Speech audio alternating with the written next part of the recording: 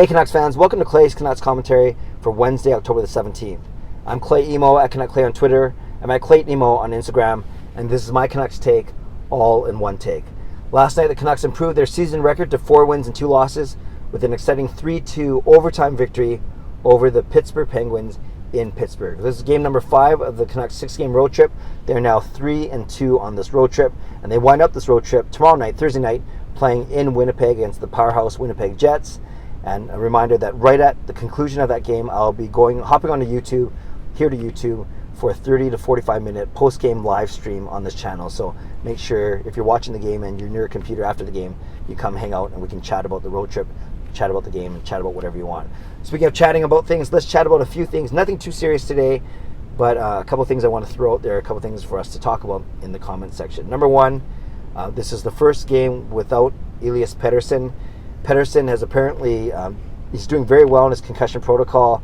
He's skating light skates, light workouts, and without any symptoms yet. So, obviously we know that can go back and forth. It could get worse before it gets better, but we're hopeful, we're praying that he's able to join the team maybe as soon as they start their homestand this Saturday, a game I'm going to. They're playing Boston, or maybe it's Monday when they host Washington. So we'll see what happens. I would love to see him a little bit selfishly, but unselfishly.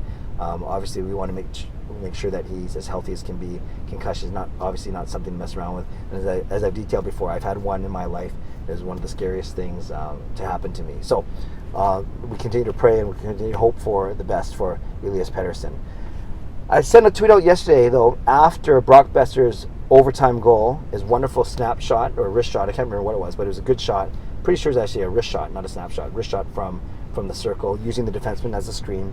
And I love all these quotes from Boeser saying, that him and Pettersson or him and Petey shoot the same way, or my shot's as good as Petey's, or Petey's shot as good as him. I can't remember which way the quote went, but it's kind of cool that he's comparing himself to Pettersson. Not jealous of Pettersson, because this is what I said. I said in a tweet yesterday, I said I have the sneaky feeling that when in Pettersson's absence, Brock Boeser is going to find his game. He's going to rise, he's going to step up, and just wait until Pettersson gets back healthy. Hopefully, like I said, as early as next week. Can you imagine a healthy Pettersson, a confident Brock Boeser?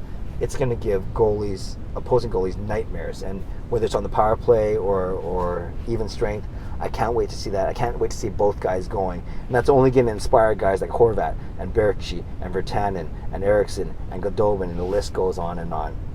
So Brock Boeser, wonderful goal in overtime. That goal was interesting because it was only 35 seconds in, and Pittsburgh controlled the play. They got actually a couple decent chances in the first 20 seconds. And then as the puck moved to the neutral zone, you see Crosby start to go to the bench, and then it looked like to me that he was actually going to change his mind and come back, given that the Canucks were rushing. But I actually thought, if you watch the replay again, he goes towards the bench, then he skates back, and then he sees Tanev going to the bench, the Canucks bench. So I think Crosby thought that it was a good chance for him to go to the bench, because one Canucks guy changing, one, then he can change as a Penguin, and then it's still a 2-on-2. Well, given that the Canucks bench was closer, it turned out to be a 3-on-2, even though Alex Edler didn't figure into play. Horvat was the decoy streaking the net. Gensel was still stuck out there for Pittsburgh. I can't remember who the defenseman was. And then Crosby's, a replacement jumped over the board. So in essence, it was a 2-on-2, so it looked kind of harmless. But then Boeser ripped that shot past to Smith, and that's kind of a cool name, but he whipped that shot past him. Didn't know that it went in. He actually said that he saw Horvat's reaction, and then Boeser obviously got excited. So now that means that's 2 goals for Brock Boeser in 6 games. That means 1 out of every 3. But those 2 goals have come in the last 3 games after going goalless for the first 3. So 2 goals on the season, 6 games. That extrapolates to 27 goals over 82 games. Not bad. Kind of hopefully what we expect, at least what we expect from him. But the cool thing about these 2 goals is they come in the last 3 games, and they've both been game winners. So they're big goals, as big as they can be in the middle of October. So that's a good thing about Brock Boeser. It's good to see him playing well. And, he's never been the fastest skater. Some are still saying he still looks a little slow, but we're not paying him to be the fastest skater. We're paying him to score goals. So that was a good start. I mean, a good way to end the game. And like I said, 2 goals in the last 3 games, 2 on the season now. Hopefully he can continue to pot them in a more regular fashion. So he was good. Also good was our fourth line of Marcus Granlund, who was shifted there with the injury to Jay Beagle. Adam Gaudette played up in the second line. He played okay. Gaudette only played 8.5 minutes, so he was decent. He was responsible. He was fine. But the fourth line was outstanding, and that was Marcus Granlund between Tim Schaller and Tyler Mott. Now, Mott was on the goal for that line was on the ice for both of the Canucks regulation goals.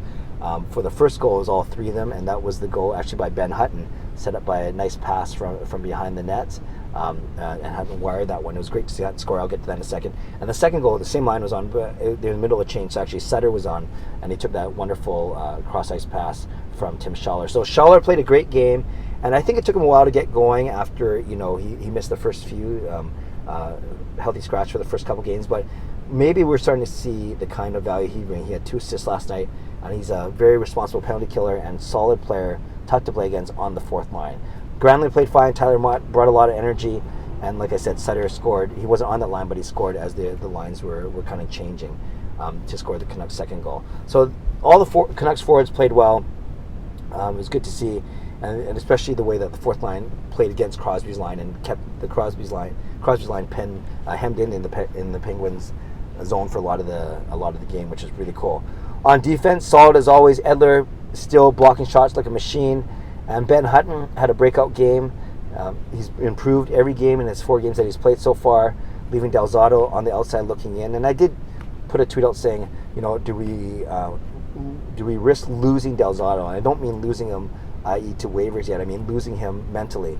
Is he going to be a team player? It's the last year of his contract. A lot of people saying, well, don't worry about him, waive him or cut him, or because it's his last year of his contract, $3 million, whatever it may be.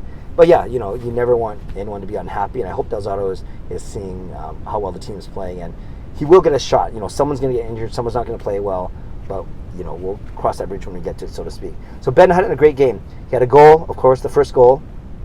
He did something in 4 games this year that he couldn't do in 61 games last year, and that was score a goal. So already Hutton's on the board, and he also hit a crossbar in the third period, or second period, one of the 2 periods. So he could have easily had 2 goals last night. He's skating with a lot of confidence. He's bringing the puck out of the D zone very well, and he looks like a different player than last year. It's amazing what a little bit of confidence does. Can't really blame him on the Pittsburgh Penguins tying goal. If you have to assign blame, maybe that's Jake Virtanen for being a little bit, I don't know, careless, but for not taking care of the puck in the Pittsburgh zone. And their first goal, we know from Pittsburgh, 2-on-1, that maybe as well, that maybe Anders Nilsson could have had on Jake Gensel's shot. Kind of got through him, kind of got through his arm, so to speak. But the good thing about Nilsson, that was the first shot he faced. It was took 4 or 5 minutes, but that was the first shot he faced, and you could have said, oh no, here we go again. But he settled himself. The team settled himself. Excuse me. And obviously they played a very good game, not allowing another goal until only a few minutes left in regulation time before Besser's overtime winner. So I like Besser's play. I liked obviously the play of the fourth line, all the forwards. I liked the D play, holding Pittsburgh just 2 goals, both on odd man rushes on 2-on-1s. So that's pretty good. And then of course Anders Nilsson. So let's talk about him. Markstrom played the first 3 games, went 1-2. Nilsson has played the next 3 games. He's gone 3-0. The good thing, and I mentioned this in a couple of videos now, is there hasn't been any back-to-back games on this road trip. So there's been at least 1 day, if not 2 days of rest in between each of those games. So there we go. So that's why Nilsson has been able to make 3 straight starts. So a question, very simple question: should Anders Nilsson start in Winnipeg tomorrow night? It would mean his 4th straight start on the road, and then the Canucks will fly home and take on Boston Bruins on Saturday. We can worry about that game later. But does Nilsson has he merited, should he get the start? And there's 2 ways you can look at it. Obviously, one way is he's riding the hot hand. You're not necessarily going to play him until he loses, but he's showing no sign of fatigue, and he looks really, really strong. Why not keep going? The team is obviously confident in front of him, and the team has a chance to do something special or continue their hot start. I'd call that special because it's unexpected. So do you put Anders Nilsson in until he falters? Or do you put Jacob Markstrom in saying, hey, it's not like you've lost your spot. We'll just give you a chance to get you into the rhythm, and here's a good game for you to do that against Winnipeg. My gut feeling is, because there's that day of rest, and because Nilsson doesn't look tired, and it's so early in the season, it's not like this is game. It's not like they're fighting for a playoff spot and they're trying to figure out which goalie to use. No, this is game 7 of the season. Put Nilsson in and see how he does, and then figure out, if he wins again, then we have another dilemma heading to Saturday night. But I'm not too worried that we're losing Markstrom yet so early in the season, losing him from his mentality or I should be the starter. he should be happy the team's winning. Then the Canucks should be going with who the hot hand is. If Nilsson wins again, then we have another debate. If he falters, then maybe you go back to Markstrom. And it's not going to be simple as if you win, you get to play. They're going to manage it a lot better than that. But right now it's so early that Nilsson's fresh and he's confident. Why not put him in? Because right now I would argue he gives you a better chance to win than Markstrom at this present time. Lastly, I want to talk about very quickly that the Canucks are 4-2, a very surprising start. I know a lot of people are worried about they be coming back from their 6-game road trip 1-6 or 2-5 or 0-7, God forbid. But they're going to come back at least 4-3, if not 5-2, which would be very, very exciting. You couple these 4 wins in the 6 games with the end of last season, where they won 6 of their last 9. The Canucks have actually won 10 of their last 15 regulation games. And of course, no one counts records spanning over a summer, but that's a good thing. That's a really, really good thing. I think maybe the Canucks, just maybe the Canucks are better than we thought they'd be. Yes, it's still a long season. The goaltending's been hot. Ben Hutton's been good. Scoring's been spread out. 3 goals a game in all 6 games. Pretty exciting. And there's been no injuries. So we know all those things are going to happen. Not just the Canucks bad luck. That happens to every team. But maybe, just maybe, the team, aside from Pettersson's injury, obviously, maybe the team is in a better state, a better situation to mitigate those factors. Who knows? So, Canucks fans, I blabbed a lot. That was a fast 12 minutes. But really, I think the 2 biggest questions for me right now are, number one, well, three questions. Number one, do you think Brock Boeser is officially out of his early season slump? Are we going to see a lot more from him going forward? Number 2, would you start Anders Nilsson or Jacob Markstrom in the next game against Winnipeg?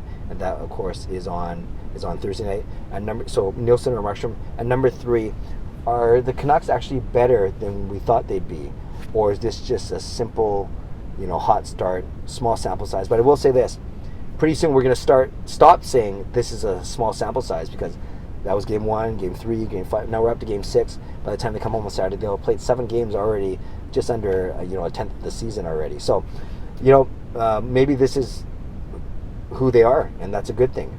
It might hurt their chances to get Jack Hughes, but maybe maybe the rebuild's 1 year ahead of what we thought it would be. Who knows? Leave a comment below. Boeser, Markstrom versus Nilsson, and are the Canucks better than who we thought they were, or they would be? Remember, after the Winnipeg game tomorrow night, I will be on YouTube for a post-game live stream. I invite you to join me. I invite you to subscribe to this channel if you like what I'm doing. I invite you to like this video if you like what I'm doing. So subscribe if you like if you like, and leave a comment below so I can read, react, and reply. Have a great day. Enjoy the sun. It's still beautiful here in Vancouver. I hope it's nice wherever you are. And we will check in with you tomorrow morning with a preview of the Winnipeg Jets game and the live stream after the game. So 2 videos from me tomorrow. You're welcome. God bless, and go Canucks go.